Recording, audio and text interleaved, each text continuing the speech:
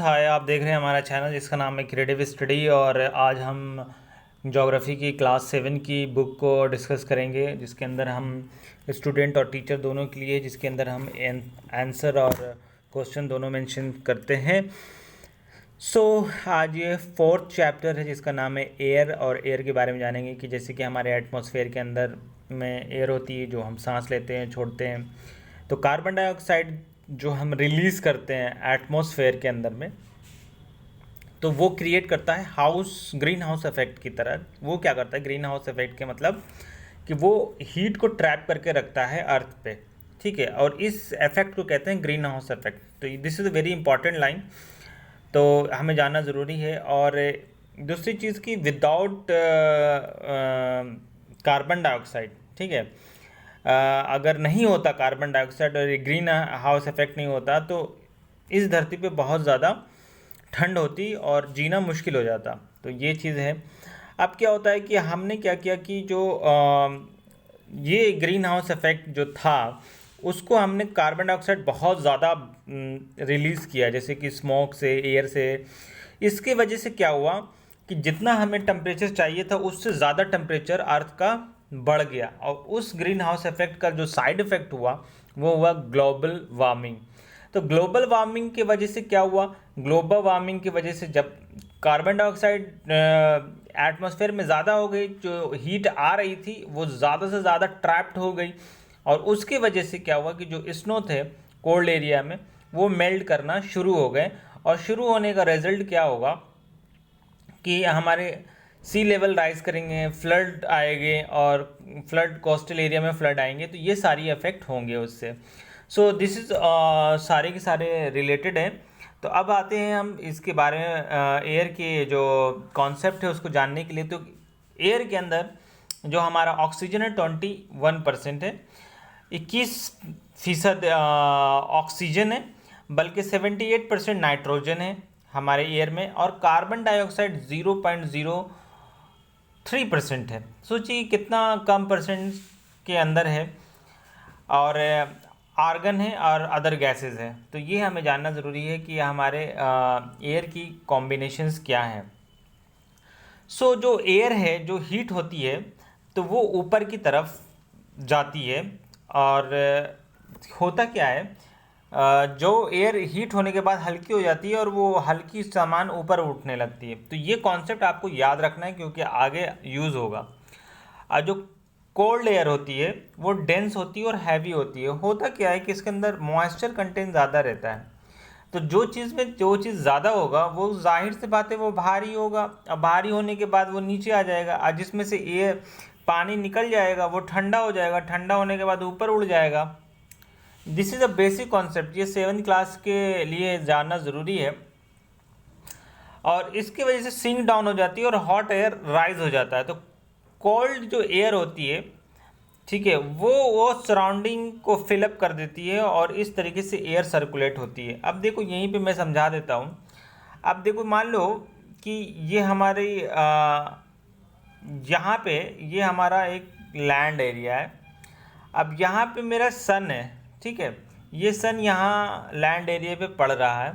ये हीट होना शुरू हुआ। हीट होने के बाद यहाँ पे जो एयर थी ये ऊपर उठी, क्योंकि हीट होने के बाद उसके अंदर का मॉइस्चर निकल गया, वो ठंड हल्की हो गई, हीटेड हो गई। और हीटेड सामान जो थी वो ऊपर उठ गई, एयर वो ऊपर निकल गया। जब एयर वो ऊपर निकल रहा है तो यहाँ की जो ठंडी हवा थी जिसके अंदर मॉइस्चर था, मैं मॉइस्चर इसलिए यूज़ कर रहा हूँ कि आप 7वीं क्लास के हैं तो थोड़ा आपको समझ में आए। तो ये ठंडी हवा, अब यहाँ तो खाली हो गया ना सामान, अब जो चीज़ एयर थी यहाँ से तो उठ के ऊपर चली गई। तो ये ठंडी हवा इसको यहाँ पे आने के बाद फील करेगी, ये आएगी यहाँ पे, और तब आपको ठंड लगेगा। तब आपको महसूस होगा कि एयर जो है वो सर्कुलेट कर रही है। एयर सर्कुलेट क्यों कर रही है, यहाँ की जो ठंडी हवा है इसको आके जगह फील करेगी, क्योंकि यहाँ पे खाली हो गया है सामान। तो ये है आपके लिए बेसिक कॉन्सेप्ट। तो अब क्या है, जो हमारा एटमॉस्फेयर वो 5 लेयरों में डिवाइडेड है, जिसके अंदर ट्रोपोस्फेयर है। इसको याद करने का क्या तरीका है, टी से ट्रोपोस्फेयर, एस से स्ट्रेटोस्फेयर, ठीक है, एम से मीजोस्फेयर, टी एस एम, ठीक है, और फिर टी एस, ठीक है, यहाँ पे एक टी एच ई कर लो, ठीक है, टी एस एम दी, ये याद कर लो, बाकी कुछ नहीं। टी एस एम दी तो इतना शॉर्ट याद ही कर सकते हो। दी का मतलब होता है यहाँ पे थर्मोस्फेयर, ई से एक्सोस्फेयर, टी से ट्रोपो स्ट्रेटो मीजो। तो ये तुम्हारा याद हो जाएगा, तो आपको याद हो जाएगा कि सीक्वेंसेस क्या है इसके, ठीक है। तो ये तुम्हारे को याद करना ज़रूरी है। तो यहाँ पे ट्रोपोस्फेयर जो पहली लेयर है, जो मोस्ट मतलब जो हम हमारे लिए बहुत ही मुफीद है, इम्पॉर्टेंट लेयर है, और वो 13 किलोमीटर तक है जहाँ पे हम सांस ले सकते हैं। लेकिन ज़रूरी नहीं है कि 13 किलोमीटर के एंड तक भी हमें सांस मिलती रहे। लेवल ऑफ ऑक्सीजन बहुत कम हो जाता है ऊपर में जाने के बाद। ऑलमोस्ट जो भी वेदर फेनोमेना है वो आपको जैसे वेदर में जैसे रेनफॉल है, फॉग, हेल स्टॉर्म है, ये सारी इसी लेयर में आपको मिलेंगी, ठीक है। स्ट्रेटोस्फेयर में ये ट्रोपोस्फेयर से ऊपर की स्फेयर है जिसको स्ट्रेटोस्फेयर कहते हैं, और ये 50 किलोमीटर तक एक्सटेंडेड है। ये लेयर जो है फ्री फ्रॉम क्लाउड है। क्लाउड इसलिए नहीं है क्योंकि सारी जो फेनोमेना है वो ट्रोपोस्फेयर में होती हैं, और यहाँ का जो वेदर फेनोमेना है वो आइडियल कंडीशंस होता है वो एरोप्लेन के लिए। सो ये इम्पॉर्टेंट क्वेश्चन है कि एरोप्लेन किस स्फेयर में उड़ता है, तो स्ट्रेटोस्फेयर में उड़ता है, तो ये आ सकता है। यानी इंपॉर्टेंट फीचर ऑफ स्ट्रेटोस्फेयर है क्योंकि इसमें गैस ओजोन लेयर है, ओजोन लेयर है इसके अंदर स्ट्रेटोस्फेयर के। मेसोस्फेयर के अंदर, ये मेसोस्फेयर को अगर याद करना है आपको तो आपको मेट्रॉइड याद करना पड़ेगा, ठीक है। अब क्या है, ये थर्ड लेयर है और ये स्ट्रेटोस्फेयर से ऊपर की है और 80 किलोमीटर, देखो 13 यहाँ तक का जो है आपको बड़ा सिंपल है। जैसे टी एस एम में आपको याद कराया था, तो यहाँ पे 13, 50 और 80 ये याद कर लेने से भी आपको फ़ायदा होगा। ये 80 किलोमीटर है। अब मेट्रॉइड्स जो होती हैं, जो भी ऊपर से टुकड़ा टूट के आता है वो इसी लेयर में बर्न आउट हो जाता है।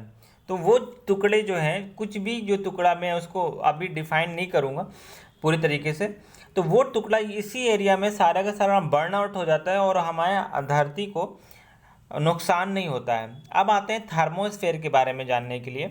थर्मोस्फेयर के अंदर जो है टेम्परेचर राइज करता है रैपिडली, इंक्रीजिंग द हाइट जैसे जैसे इंक्रीज करेगी वैसे वैसे थर्मोस्फेयर में टेम्परेचर को राइज होगा।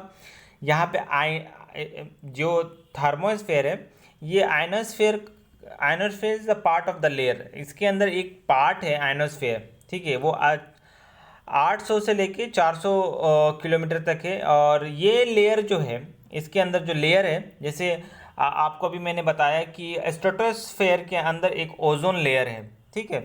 इसी तरीके से थर्मोस्फेयर के अंदर एक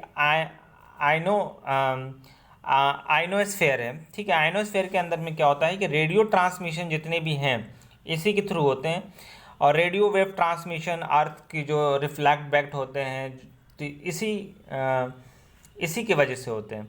अब सबसे अपर पार्ट है, अपर पार्ट जो हमारा है वो है एक्सोस्फेयर, ठीक है, जो हमारा मोस्ट अपर लेयर है। और ये लेयर बहुत ही पतला है, लाइट है, और इसके अंदर helium and hydrogen gas float कर रही हैं स्पेस में। अच्छा, वेदर जो है वो ड्रास्टिक चेंज जो भी चीज़ होता है हमारे लाइफ में, जैसे कि कभी पानी बहने लगा या ठंडी हवा चलने लगी, सूरज निकल गया, तो ये है हमारा वेदर। डे टू डे जो चेंज होता रहता है वो है वेदर, ठीक है। एवरेज जो वेदर किसी के जगह का बहुत दिनों से जो चलते आ रहा है उसी को कहते हैं क्लाइमेट। क्लाइमेट उस जगह का कहते हैं, ठीक है। और डिग्री ऑफ हॉटनेस और कोल्डनेस को टेम्परेचर कहते हैं। जैसे कि किसी चीज़ को अगर आप ठंडा लग रहा है या गर्म लग रहा है उसी को टेम्परेचर कहते हैं।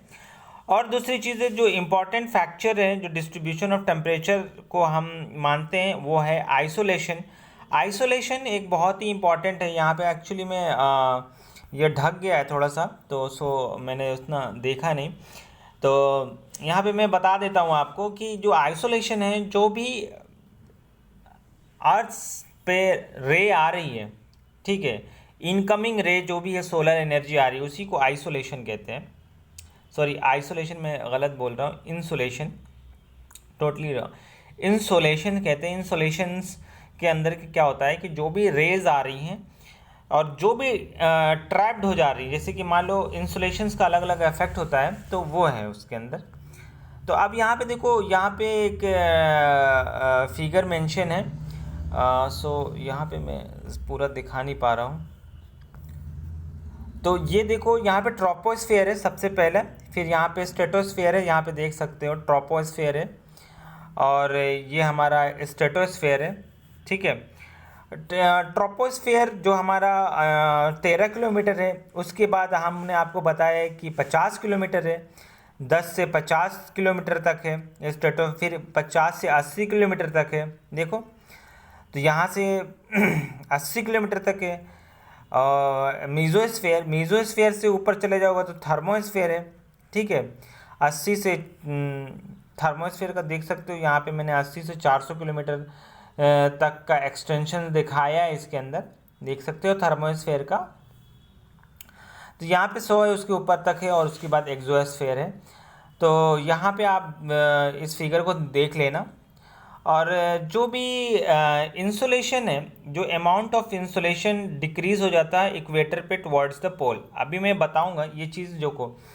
अब देखो, ये अर्थ है हमारा, ये लाइन समझना बहुत ही ज़्यादा इम्पॉर्टेंट है। अब ये हमारा सन है। अब जो सन है वहाँ से रे निकलती है तो ऐसे निकलती है।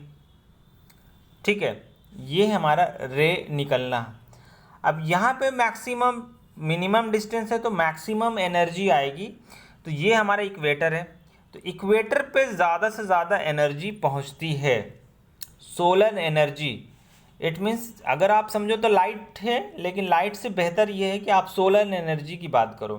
तो यहाँ पे एनर्जी सबसे ज़्यादा पहुँचती है, और यहाँ पे एनर्जी क्योंकि डिस्टेंस ज़्यादा है तो कम पहुँचती है, तो इसी वजह से यहाँ पे कोल्ड रहता है और यहाँ पे हॉट रहता है। तो जो इक्वेटर जो इंसुलेशन है वो डिक्रीज हो जाता है इक्वेटर पे जाके, क्योंकि डिस्टेंस ज़्यादा हो जाता है। जब एयर के अंदर भी एक प्रेशर होता है जो बॉडी को हमें बांध के रखती है, जो हमारी बॉडी महसूस कर, आपको पता नहीं चलता है, लेकिन जो एयर है वो हमारी बॉडी पे भी प्रेशर डालती है, जो हमें मालूम नहीं होता है। लेकिन उसी प्रेशर के वजह से ही जो और चारों तरफ से हमारे एयर हमारी बॉडी पे प्रेशर डाल रही है, जिसकी वजह से हम अपनी शेप को मेंटेन कर पा रहे हैं। सो ये चीज़ जानना हमें ज़रूरी है। और एयर प्रेशर जो है, अगर उसको हम डिफाइन, प्रेशर जो है वो हमारा जो एयर प्रेशर को डिफाइन करें, the pressure exert by the weight of the air on the earth surface. तो इसको भी इस तरह से डिफाइन कर सकते हैं। अब जो एरिया है where the temperature is high, ठीक है, तो वहाँ की जो एयर है हीटेड होकर राइज अप कर जाएगी, और वहाँ पे वो लो प्रेशर एरिया बना लेगी। और लो प्रेशर एरिया जो है, वो लो प्रेशर एरिया का मतलब है कि वहाँ पे जो क्लाउडी स्काई रहेगा, क्योंकि क्लाउडी स्काई इस वजह से रहेगा कि वहाँ पे बादल बनेंगे। ठीक है। वहाँ पे बारिश होगी, क्योंकि जो हमारे एयर है वो ऊपर जा रही है, तो क्वाइट ऑब्वियस वहाँ पे ज़्यादा बारिश होगी, वेट वेदर बनेंगे।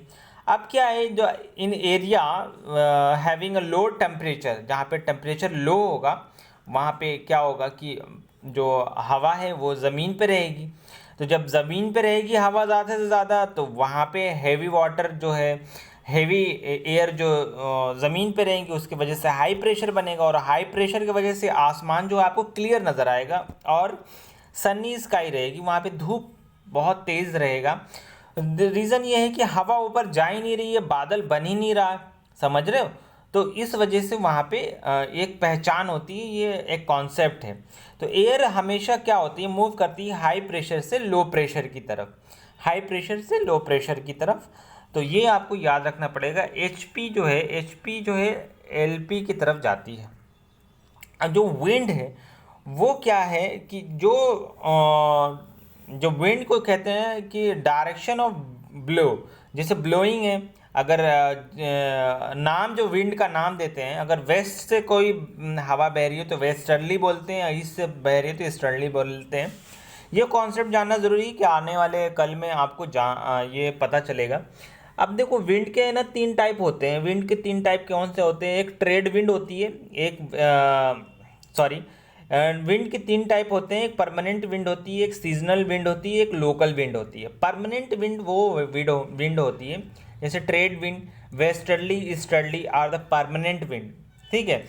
अब जो those blow constantly throughout the year in a particular direction. Permanent wind जो है हमेशा पूरे साल एक ही डायरेक्शन में वो बहती ही रहेगी, उसमें कोई चेंजेस नहीं आएंगे, ठीक है। अब जो सीजनल विंड है वो हमेशा अपना डायरेक्शन जो है चेंज करती रहेगी as per the monsoon of India, जैसे इंडिया का मानसून है।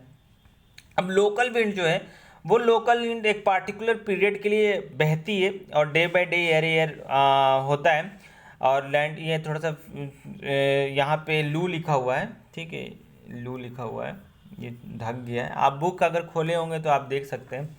सो थोड़ा मैं एडिट तो मैंने सही किया था, लेकिन ये ट्रांसपोर्ट की वजह से जब मैंने दूसरे एक्सेल फाइल में ट्रांसपोर्ट किया तो ये थोड़ा सा ये हो गया। खैर इतना नहीं, कुछ भी छुपा है। जैसे लैंड है, सी ब्रीज है, तो वो सारा हमारा लोकल विंड में आ जाता है। अब जो मॉइस्चर जो है, जो भी मॉइस्चर एयर के अंदर कंटेन है उसको कहते हैं ह्यूमिडिटी। क्लाउड जो है, क्लाउड जो मासेस ऑफ वाटर ड्रॉपलेट है, precipitations come out to the earth in the liquid form in the rain, called the rain. अब देखो प्रिसिपिटेशन, जो भी चीज़ आपको बूंद बूंद बन के ऊपर से आसमान से आ रही है उस प्रोसेस को कहते हैं प्रिसिपिटेशन, ठीक है। अब प्रेसिपिटेशंस के बहुत सारे टाइप होते हैं, सो हम लोग यहाँ पे टाइप्स नहीं पढ़ रहे हैं। तो अगर प्रेसिपिटेशंस का मतलब होता है कि कोई चीज़ का लिक्विफिकेशंस होके वो नीचे आ रही है, जैसे कोई भी या तो जैसे बूंद पानी की बूंद जो बन के ऊपर से आ रही है नीचे, उसी को कहते हैं प्रेसिपिटेशन। तो वो precipitation come down the earth in liquid form, ठीक है, उसको कहते हैं रेन। तो यहाँ पे क्या है कि 3 टाइप ऑफ रेन होती है, रेनफॉल होती है। अब रेनफॉल के अंदर क्या होता है, एक कन्वेक्शनल रेनफॉल होती है, औरो मतलब होता है माउंटेन, औरोग्राफिक रेनफॉल होती हैं, और साइक्लोनिक रेनफॉल होती हैं। ये 3 रेनफॉल अभी मैं समझाता हूँ आपको। अभी देखो यहाँ पे, यहाँ पे क्या है, कॉन्वेंशनल रेनफॉल के अंदर क्या होता है, ये हमारी धरती है। अब धरती के अंदर क्या हुआ, जब हमने बताया तुमको कि जब इस पर सन रे पड़ेगी तो ये हीट होगा, हीट होने के बाद ये एयर जो है ऊपर जाएगा, ऊपर जाने के बाद क्या होगा कि ये हल्की हो जाएगी, हल्की जाने के ऊपर जाएगी, और ऊपर का टेम्परेचर हमारा, ये मान लो, ये समझने के लिए मान लो कि थोड़ा कम है, तो यहाँ जाके कंडेंस हो जाएगी। कंडेंस होने के बाद ये एयर हमारा बादल बना लेगी। बादल बनाने के बाद इसके अंदर मॉइस्चर जो कंटेन होगा, क्योंकि बहुत सारे ऊपर में टेम्परेचर कम है, मॉइस्चर है, तो ये जाके बादल बना लेगी, और ये बादल हमारा फिर से बारिश बन के नीचे आ जाएगा। तो ये होगा हमारा कन्वेक्शनल रेनफॉल। रेनफॉल बोलते हैं, रैन या रेनफॉल जो भी आपको लगे। अब मॉइस्ट एयर के अंदर क्या होता है, रिलीफ रेनफॉल जो होता है, इसके अंदर क्या होता है कि जो यहाँ पे पानी था, यहाँ पे, ठीक है, यहाँ पे पानी था।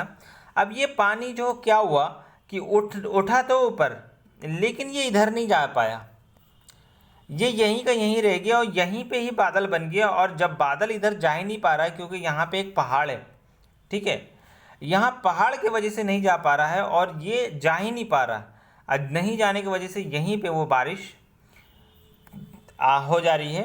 तो इसको कहते हैं रिलीफ या ऑरोग्राफिक रेनफॉल। अब आ जाओ, देखो साइक्लोनिक रेनफॉल क्या होता है। देखो एक कॉन्सेप्ट होता है जो आपको जानना ज़रूरी नहीं है। अब देखो यहाँ पे जो एक कोल्ड एयर का एक डायरेक्शन दिखा रखा है, हॉट एयर का एक डायरेक्शन दिखा रखा है, ठीक है। अब देखो ये जो है इस तरह का, अब जो एक इफेक्ट होता है जो मैं उसको बताना नहीं चाहूँगा, लेकिन यहाँ पे 2 तरह का एक इफेक्ट होता है, ये समझो आप। होता क्या है कि जो कोल्ड एयर होती है, हॉट एयर एक जगह से, कोल्ड एयर ऊपर हॉट एयर ऊपर उठती है, और यहाँ से कोल्ड एयर आती है जो यहाँ पे इसको नीचे की तरफ दबाती है, ठीक है।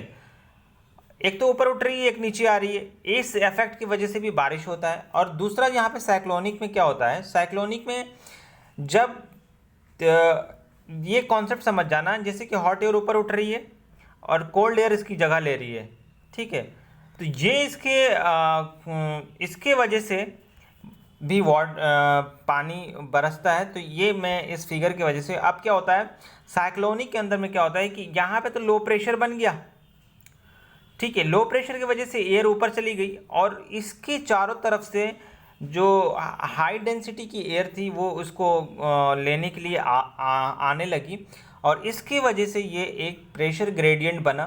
प्रेशर ग्रेडियंट की वजह से यहाँ पे बारिश जो हुई, इसी को कहते हैं साइक्लोनिक रेनफॉल।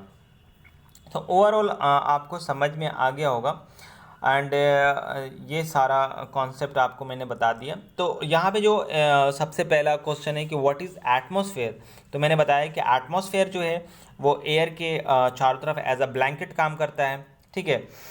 एयर का ब्लैंकेट है, एयर का एक ब्लैंकेट है जो कवर करता है, जो हार्मफुल रे वगैरह से हमें प्रोटेक्ट करता है। इसके अंदर बहुत सारी गैसेज होती हैं, नाइट्रोजन, ऑक्सीजन मेजर पोर्शन में होती हैं। तो यहाँ पे टू मेजर बल्कि एटमॉस्फेयर में क्या है, तो 78% नाइट्रोजन है और ऑक्सीजन 21% है।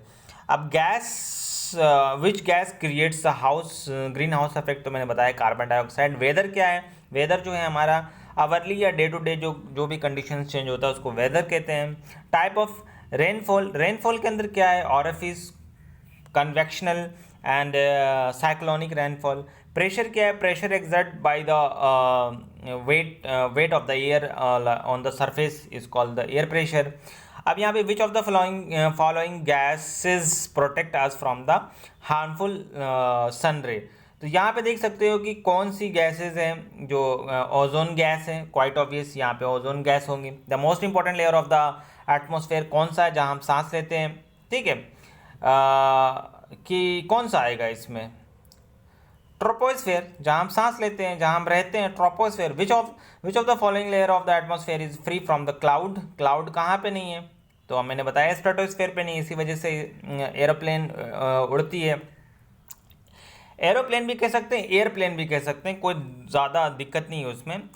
As we go up the layer of the atmosphere, the pressure, pressure क्या होगा, डिक्रीज होगा, इंक्रीज होगा, अपने सोच के बताइए। क्वाइट ऑब्वियस डिक्रीज होगा, रिमेन सेम नहीं हो सकता, प्रेशर डिक्रीज होता है। इसलिए तो हम मून पे जब जाते हैं तो मून पे जाने के बाद हमें एक स्पेशल सूट पहनना पड़ता है जिसकी वजह से हमें बॉडी का प्रेशर बना रहे, ठीक है। और which precipitation come out from the earth in the form of liquid is called rain, तो जो लिक्विड फॉर्म में ऊपर से आती है प्रेसिपिटेशन उसको रेन कहते हैं।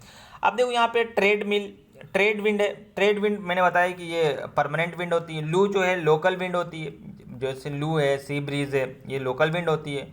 मॉनसून है, सीजनल विंड होती है। और विंड जो है हॉरिजॉन्टल मूवमेंट ऑफ एयर होती है, ठीक है। अब देखो यहाँ पे एक क्वेश्चन पूछा गया है कि वेट क्लॉथ, जो भींगा कपड़ा होता है वो बहुत ज़्यादा टाइम लेता है to dry in humid air में।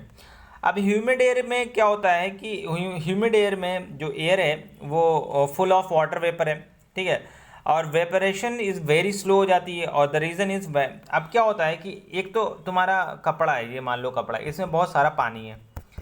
अब बाहर ह्यूमिड एयर का मतलब ये moisture content of the water, इस यहाँ भी पानी है, तो यहाँ भी पानी है, यहाँ भी पानी है, तो यहाँ से पानी कैसे जाएगा, निकलना भी तो ज़रूरी है। हाई प्रेशर से लो प्रेशर में तो विंड फॉलो करता है। यहाँ पर भी मान लो कि थोड़ा हाई प्रेशर है, यहाँ पे थोड़ा सा, तो कहाँ से विंड इसमें होगा। मान लो कि यहाँ पे प्रेशर 5 है, यहाँ पे 4 है, ठीक है, तो यहाँ पे वन बार का, या ये मैं वर्ड यूज़ नहीं करना चाहता, तो ये 1 का डिफरेंस है, तो बहुत कम डिफरेंस है, तो बहुत स्लो एयर जो है हमारी ट्रांसपोर्ट होगी। तो लेकिन यहाँ पे सेम है कि दोनों तरफ पानी पानी है, तो बहुत ही स्लो हमारा कपड़ा सूखता है। Amount of insulation decrease from the equator toward the pole, तो मैंने बताया था कि insulation come out vertically ray on the equator and ये क्या करता है, कवर अप करता है less space but we feel more heat. And equator पे जाते जाते थोड़ा ये स्लैंट हो जाता है, स्लैंटली मैंने बताया। और स्लैंट रे जब जाती है तो वो लॉन्गर डिस्टेंस कवर करती है, और लॉन्गर डिस्टेंस के वजह से वहाँ पे जो हॉटनेस है वो लेस हो जाता है, और reason amount of decrease of equator. तो ये मैंने पूरा का पूरा आपको समझा रखा है। होप सो कि आपने मेरे चैनल को देख रहे हैं, आज नहीं तो कल देखेंगे ज़रूर। मैंने सारे क्वेश्चंस भी कर दिए आपके, तो प्लीज़ इस चैनल को सब्सक्राइब किए बिना मत जाइएगा। अपना ख्याल रखिए। Take care, bye bye, have a nice day.